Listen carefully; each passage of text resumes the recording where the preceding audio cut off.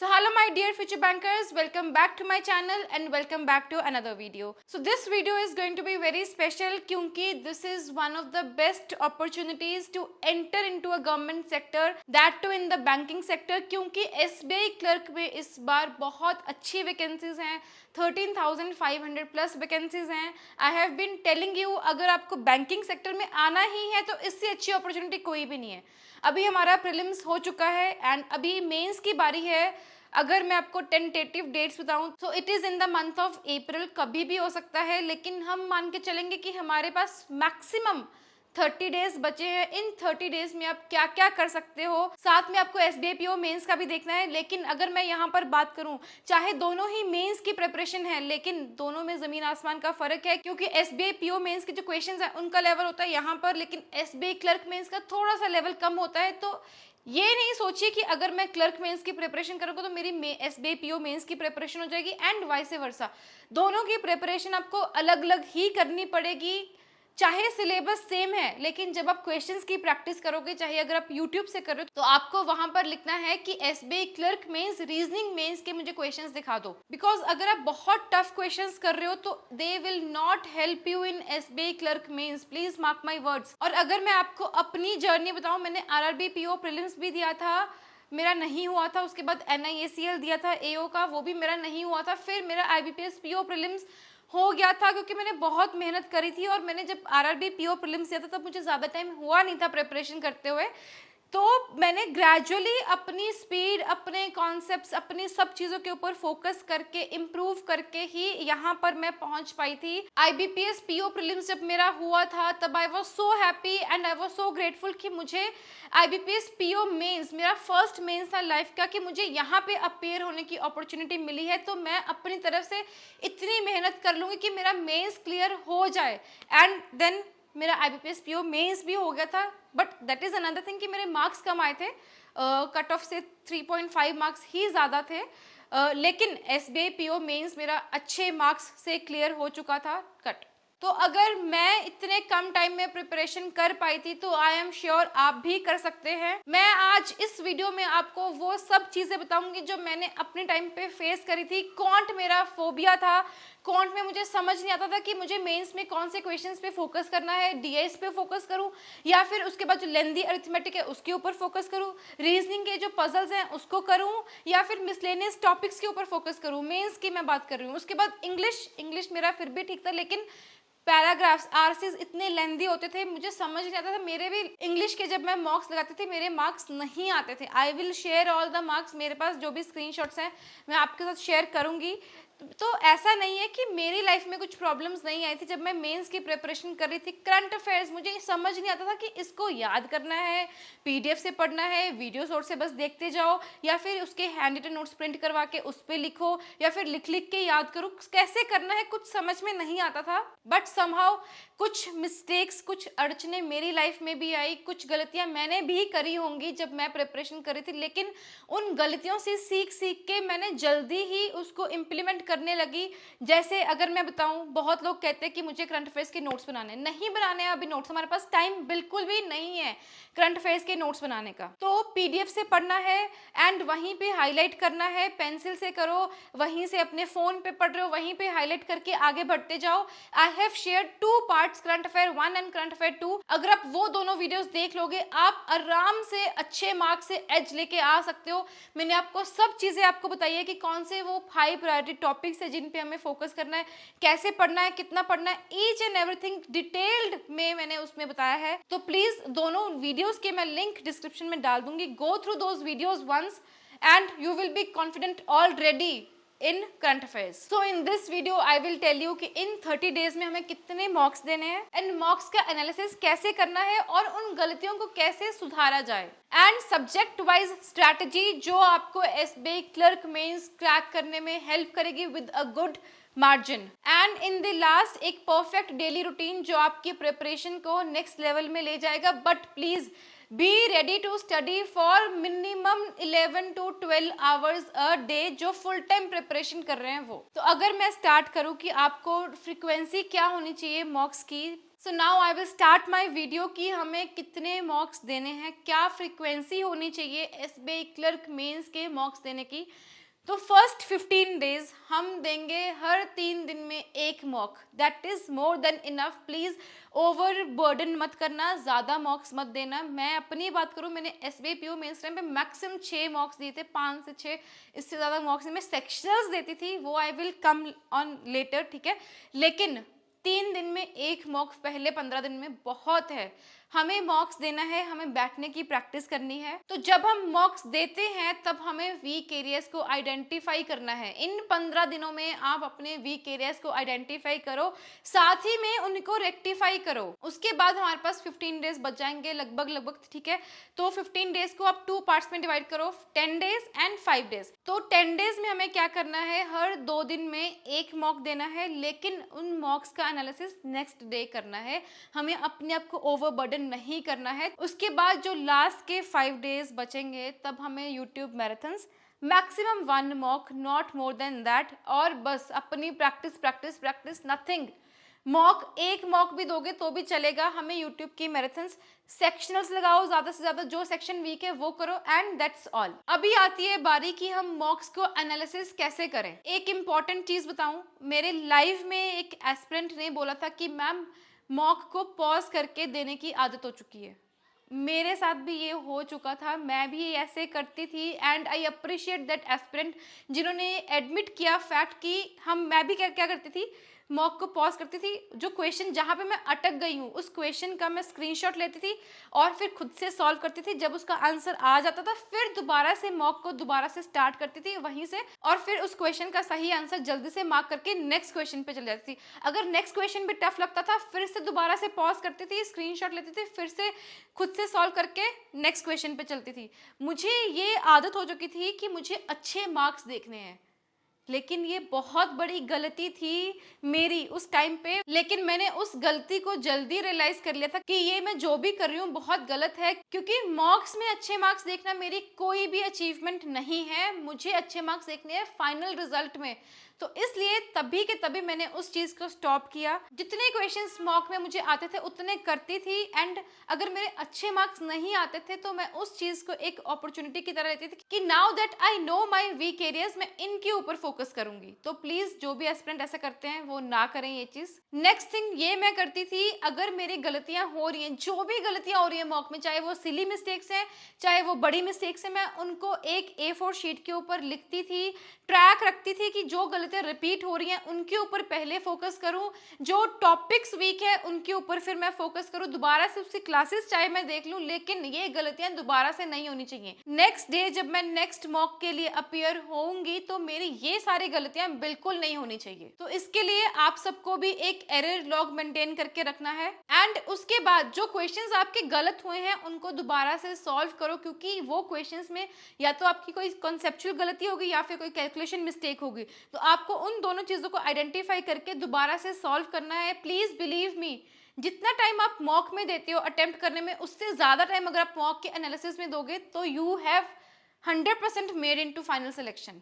Mark my words. Next and बहुत important चीज जो आपको कोई भी नहीं बताएगा वो ये है, जब आप मॉक्स देते हो आपको टाइम मैनेजमेंट कैसे करनी है।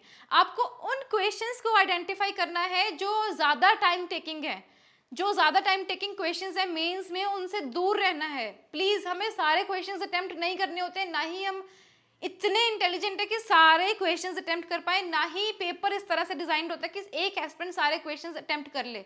तो इसलिए जब आप मॉक्स देते हो आपको उन टॉपिक्स को लिखना है कि यार ये वाला टॉपिक ना मेरे से बहुत टाइम लेता है, मुझे ये वाला टॉपिक करना ही नहीं है क्वेश्चंस, ठीक है। So now I will start with subject wise strategy. बहुत इंपॉर्टेंट सेक्शन, बहुत ही एस्पिरेंट्स का weak area including me, quant को कैसे टैकल करें। क्लर्क में 50 मार्क्स एंड 50 क्वेश्चंस आते हैं, तो ये सारा हो जाता है हमारा टाइम का खेल। ये सेक्शन थोड़ा सा लेंदी एंड ट्रिकी होता है, आप सबको पता है, लेकिन अगर स्मार्टली अप्रोच करोगे तो आराम से अच्छा स्कोर आ सकता है। तो क्वांट में हमारे पास 3 चीजें हैं, quadratic equations, simplification, approximation, missing number series, wrong number series, ये एक सेक्शन।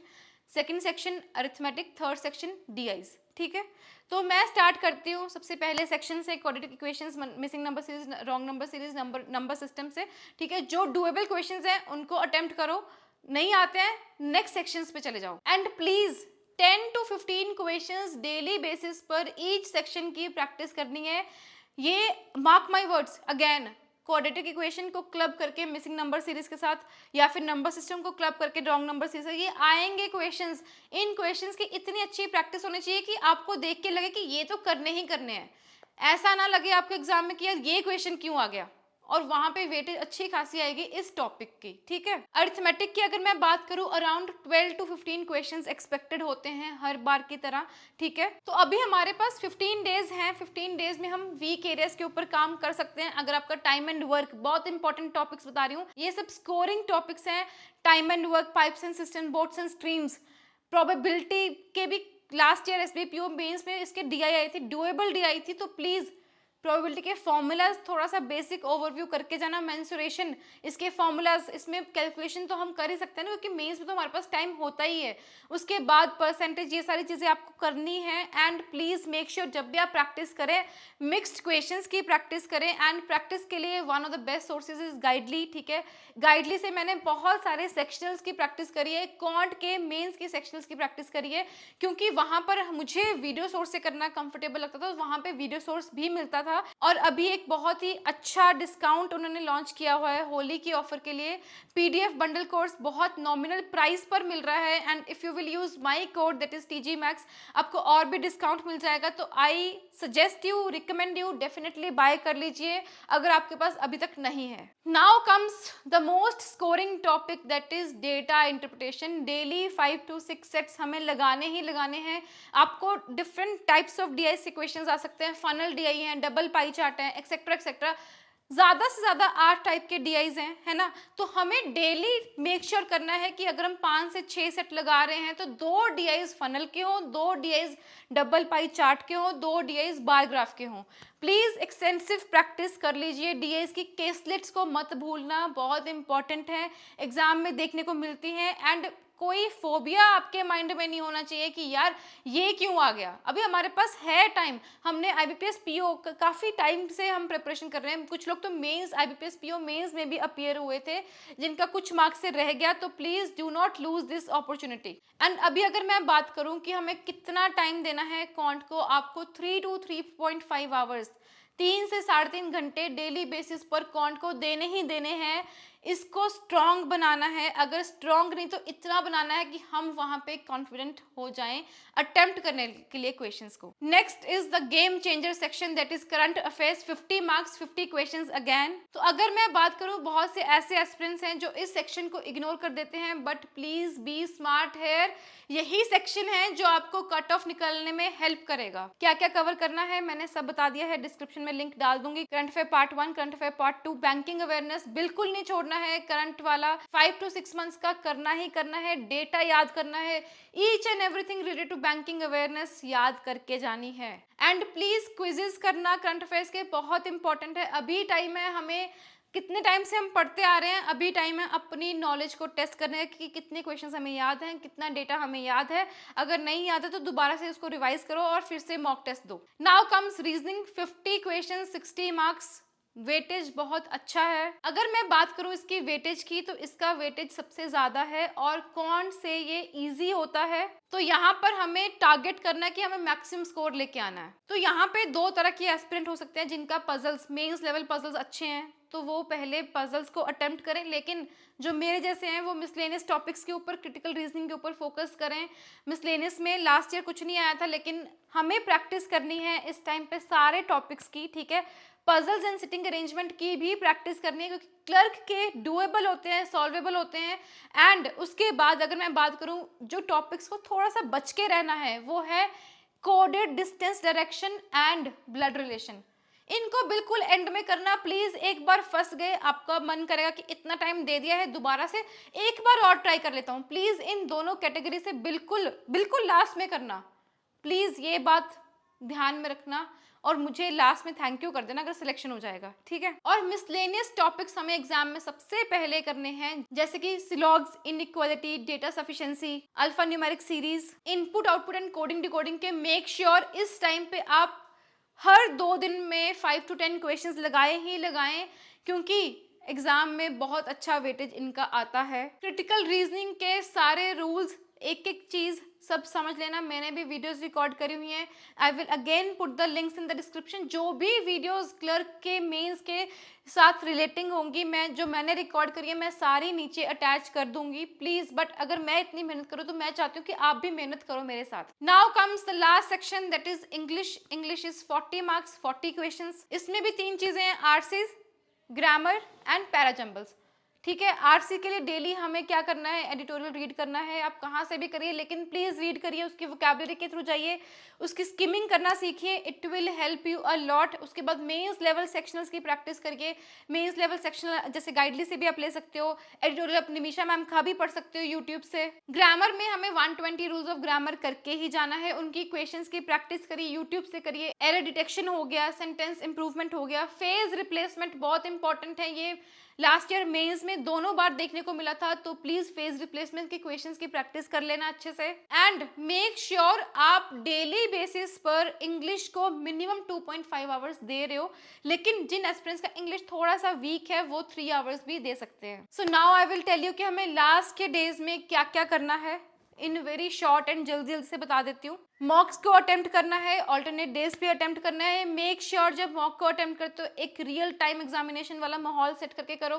फोन्स, कोई भी डिस्ट्रैक्शन नहीं होनी चाहिए, फोन बिल्कुल कोसों दूर होना चाहिए, एक ड्रॉर में स्विच ऑफ करके रख दीजिए। फुल लेंथ रिवीजन करनी है, जीए को एक्सटेंसिवली रिवाइज करना है, monthly, weekly, daily, current affairs, quizzes, सब चीजें हमें रिवाइज करना है। बैंकिंग, ये वो, ईच एंड एवरीथिंग। आज मैंने डिसाइड कर लिया कि मैं पूरा अक्टूबर का हर वीक का 4 वीडियोस है, 4 वीडियोस देख के फिर मैं सारे क्विजेस कर दूंगा। उसके बाद मैं नेक्स्ट डे आरबीआई के सर्कुलर्स पढ़ूंगी, नेक्स्ट डे मैं नवंबर का करूंगी बैंकिंग अवेयरनेस, उसके बाद मैं दिसंबर के सारे क्विजेस लगाऊंगी, फिर दोबारा से मैं अक्टूबर का। ऐसे एक आपको लूप बना के जीए की प्रैक्टिस करनी है। फुल लेंथ रिविजन कैसे करनी है वो आपको डिसाइड करना है। 4 दिन, मैक्सिमम 4 दिन में आप 1 मंथ कंप्लीटली अच्छे से रिवाइज कर सकते हो। ऐसे ही करके 20 डेज में पूरा रिवाइज कर लो कैसे ना कैसे करके। फिर जो लास्ट के दिन आपको बचेंगे, आपको पूरी 1 मंथ की कोशिश करने की 2 दिन में रिवाइज करना है, ठीक है। उसके बाद जो भी क्वांट के फॉर्मूलाज, रीजनिंग के कुछ छोटे मोटे ट्रिक्स एक नोटबुक पे लिखे थे, अपना जो मॉक्स के टाइम पे आप गलतियां करते थे वो सारे एरर्स को पढ़ना है, देखना है कि मेरी ये गलतियां होती हैं, मुझे इनको अवॉइड करना है, ठीक है। एंड प्लीज जो लास्ट के डेज होंगे हमें बिल्कुल नए टॉपिक्स नहीं याद करने हैं, एंड जो पढ़ा है उसी को स्ट्रॉन्ग करना है। सो यही था मेरी तरफ से। अगर आपको मेंस में अपीयर होने की अपॉर्चुनिटी मिली है तो please don't lose this opportunity. Consider yourself grateful कि आपको ये चांस मिला है। बहुत सारे ऐसे एस्पिरेंट्स होते हैं जिनको नहीं मिल पाती ये अपॉर्चुनिटी, तो प्लीज अपनी दिन रात एक कर दीजिए, किसी भी डिस्ट्रैक्शंस के ऊपर फोकस नहीं करिए। जितना भी टाइम है मेक श्योर सारा का सारा टाइम आपका पढ़ाई पे ही जाए। So that's all from my side. See you in the next video very very soon. Bye bye.